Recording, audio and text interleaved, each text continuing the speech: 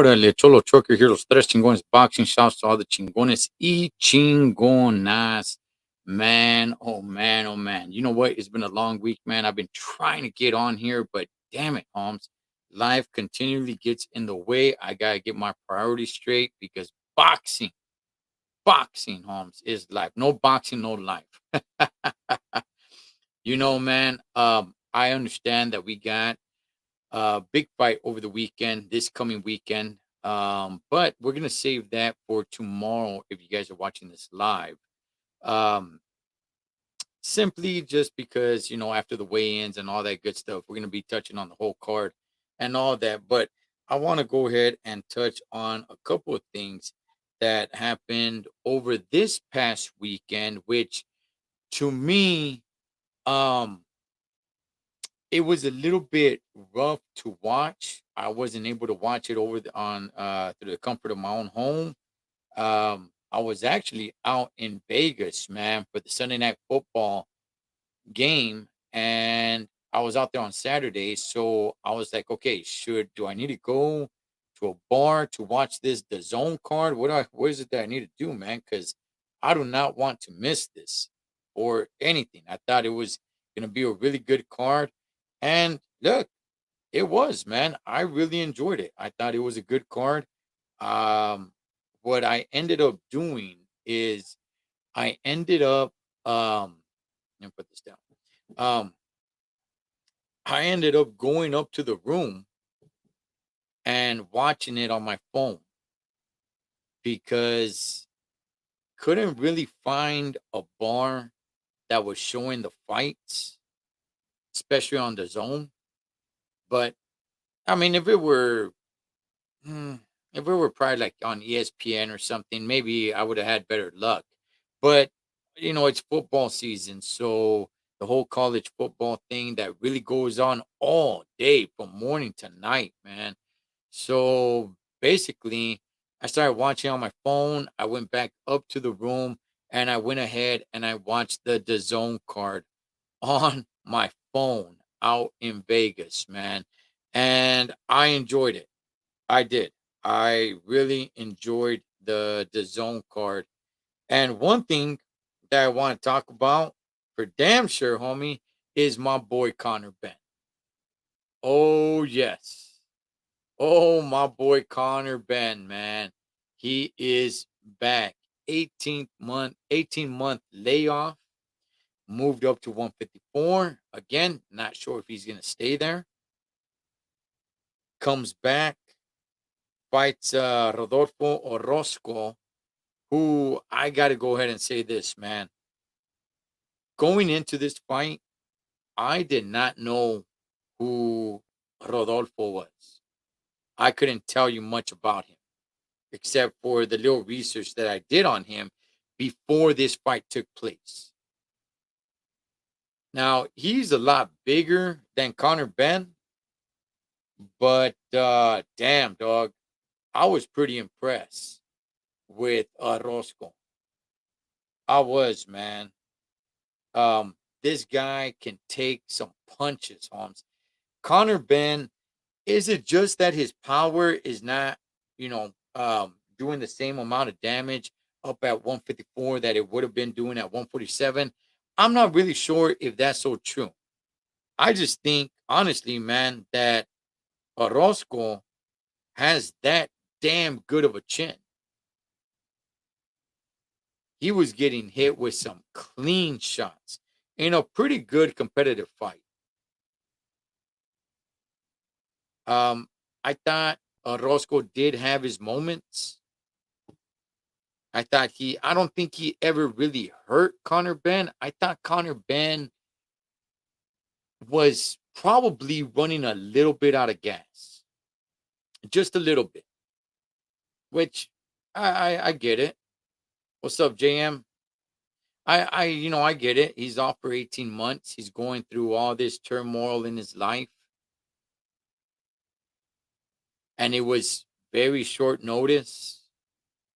So, it looked like he was a little bit overwhelmed with a much bigger guy who I'm not really sure if Conor Benn really hurt Roscoe. I think he probably mm, maybe dazed him a minute or two for a quick second. But I gotta tell you, man, this Rodolfo Orozco dude, man, homie, this guy just keeps coming. I want to see this guy fight again. I don't know much about him, but damn, dog, I want to see this dude fight again. And I think after this, I think they're gonna end up using him a heck of a lot more. I think we're gonna start seeing a lot more of Rodolfo Orozco. Not that they're gonna give him some sort of push where this guy's going to be somebody, but I think he's going to be used for fighters to get some good work. But look, man, don't be surprised if this guy upsets somebody. Don't be surprised if Orozco goes in there and it's like, okay, you know what? We're just going to put our guy in there to get a little bit of good work, and he ends up beating your guy because this dude's got a chin and he just keeps coming, and that pressure, man, I'll tell you, Holmes. This vato's all over you, not really letting you bleed or breathe, I should say. No, he'll have you bleed, but he's not letting you breathe. But look, it was the return of my boy Conor Benn. I thought he did a great job. I thought, look, honestly, because I never really heard of this guy, Roscoe, I truly thought my guy Conor Benn was gonna knock him out. I thought he was gonna land some good shots, which he did. He did. He landed some clean shots, but he did not score the knockout. I don't really mind it. To me, that's not some sort of moral loss for Conor Benn. Short notice, 154. It's not, to me, that's neither here nor there. Now that he got some good work, he got some damn good work in that fight, knocking that ring rust off. So look, man, Conor Benn is back. He's here to stay. What does he do next? Is he gonna fight again in the good old US of A? I'll be real with you guys, man. I don't think so. If he gets cleared across the pond, I think he'll go back. I think that's where the big money is for him because he does draw somewhat of a crowd. I don't want to exaggerate and say that he's some huge superstar, but he's definitely more of a star um, out there than he is here. I would like him to fight a little bit more here, even if it's not against some of the top guys, right? At least so the US fan base can get to know him a little bit more. The fight across the pond, usually the casuals are not going to be watching those fights, right? Only hardcore boxing fans are because those fights are coming on depending where you live in the US of A. I live on the West Coast, the Wild Wild West side, right? Killer Cali. And over here, fights can start, anywhere from 11 a.m. to noon, man. I'm talking about the card, right? The main event probably starting somewhere around 1-ish, 2 o'clock in the afternoon. So, to kind of sell that to the casuals is a little bit tough. It's like, hey, homie, you know what, dog? Hey, man, there's this good fight. It's on tomorrow, but it's across the pond, man. So, go ahead, check it out, dog. It starts at noon. It's like noon on a Saturday. Probably not. So, hopefully, I'm hoping, crossing my fingers, that Conor Benn gets a few more fights here on this side of the world, just so they could get to know who he is, man. Because I've been a fan of this guy for a while. I think he brings a lot to the sport, a lot. I mean, this guy has it all, man. He's got the charisma, he's got the attitude, he's got the confidence slash cockiness. I think he's gonna be one of those guys that you're either gonna love him or you're gonna hate him. He's got the exciting fighting style, fan friendly. He goes for the kill. Doesn't mean he always gets it, but he goes for the kill. And shoot, man, I've been a fan of his for a while. So, let's see what happens. Let's see what happens with Connor the Destroyer Ben. And if I were him, I'd be coming out to the ring with a shirt and a hat that says Eurobum. I would, dog. I would lean into this stuff hardcore. Serio, dog. I would come in, with the robe that on the back it says Eurobum, and then get in there and start knocking dudes out. But that whole card was pretty good.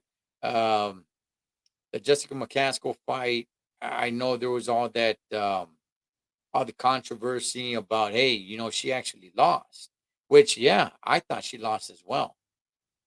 But they had it a draw, and it's like, wow, is a draw really robbery? In that case, um, I don't throw that term around a lot the way most people do. Robbery. Um,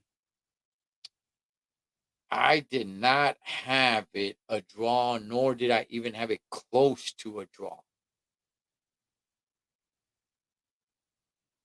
But look, it's a draw, and I'm not really sure what's going to happen with that fight. Going to the main event. Well, one more thing when it comes to Conor Benn, and that is, he's 5'8". He's 27 years old. He is somewhat still kind of growing. Um, I get it. Rodolfo Orozco looked like a giant compared to him at 154. It doesn't mean that Conor Benn cannot make some noise at 154. So where do I want him to go? Do I want him to go back down to 147? Honestly, not really, man. Not really. If if he's comfortable enough at 154, I would prefer him to stay there as opposed to going back down to 147. So that's what I would want. But again, if it goes down to 147, it's not the worst thing in the world. I don't want to say like, oh man, you know what? If it goes down, that completely sucks for me. Like, nah, Charlie, it's all right. And by the way, if they're still looking to make that Chris Eubanks Jr. fight, it only fits him right to be at 154 because they're probably looking to have that fight at 160 or maybe some sort of catch weight 158 or something of that nature. What's up, Dos Matador? So it would fit him right. I think they're still going to look to make that Chris Eubanks Jr. fight at some point. So Chris Eubanks Jr. being a lot bigger. Not really sure if it would suit Conor Benn to go back down to 147. Stay at 154 when that Chris Eubanks Jr. fight arises and you guys meet at a catch weight 158, 157, whatever it may be, you're a little more accustomed closer to that weight. So yeah, hopefully he sticks around at 154, man. And I think his power is not going to be a problem. I know everybody, or not everybody, but I know there's people talking about like, hey, he couldn't knock out Orozco. Orozco has a damn good chin. A damn good chin. But anyway, moving on to the main event on that card, Chon Cepeda. Been a fan of this guy for a while. And look, Combs, he got outclassed by Hitchens. Hitchens worked him, Holmes. And when I say work him, I don't want to make it seem like, hey, he like whooped his ass. No, but damn it, dog, he definitely uh outskilled him. That's for damn sure. I never thought Hitchens was gonna knock him out. He doesn't have that type of power. If there was gonna be a knockout, it was gonna be by Zepeda. But son of a gun, dog, Hitchens, look, congratulations to that dude, man. Going in there against a veteran, a warrior, man, in Chon Zepeda, and basically, man, kind of making Zepeda look a little foolish, especially as the fight went on. As the fight went on, he was looking pretty gassed out. He was looking outclassed. He was almost looking like he did not even want to be there anymore.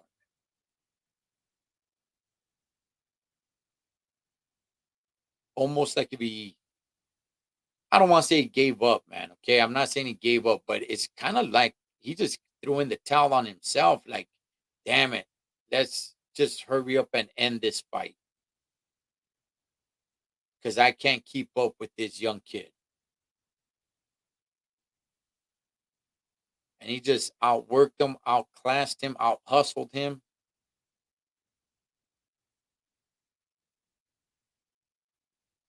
What a what a good performance, man. It was a little bit of a lackluster of a fight, especially coming off a co-main event of Roscoe and Conor Benn. But that was fine for me. I was still enjoying it. However, once it got to the later rounds, I'm not gonna lie to you guys, man. I got a little bit bored, and I'm like, hopefully, let's just hurry up and end this fight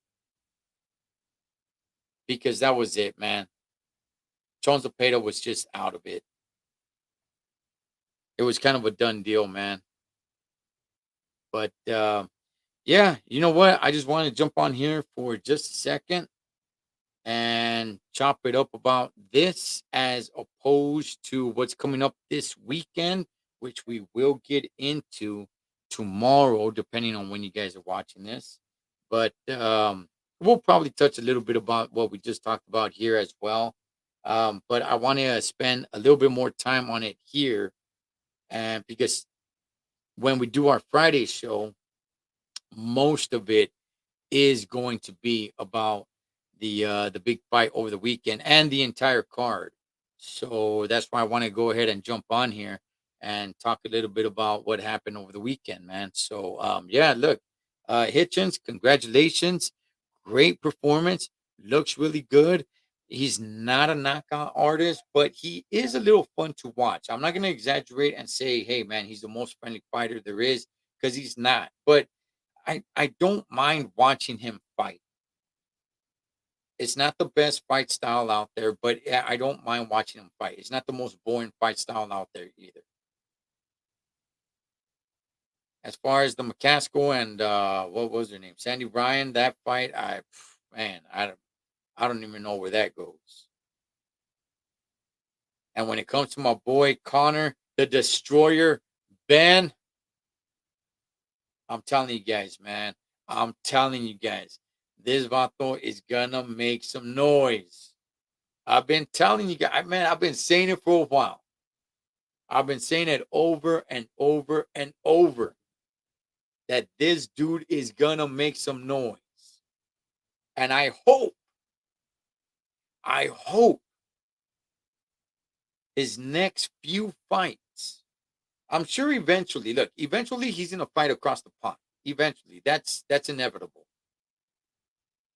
But I hope he has at the very least, two more fights here in the good old US of A, baby. He's born Cholo. Who Hitchens? Uh, he's okay. He's okay. He's not. To me, he's not that boring to watch. He's okay, but yeah, I don't want to exaggerate and say that. Hey, man, he's very exciting to watch. No, he's not.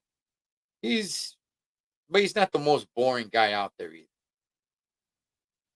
Now, my boy Conor Benn, he's exciting to watch.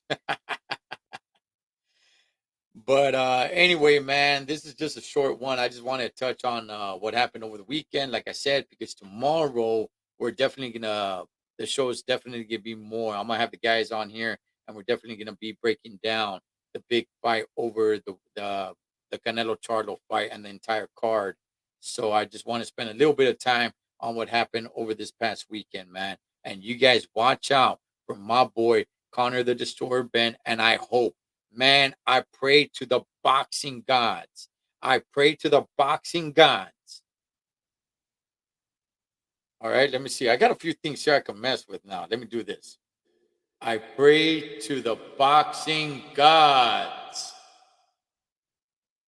that Connor the Destroyer Ben has at the very, very least two more fights here in the good old US of A.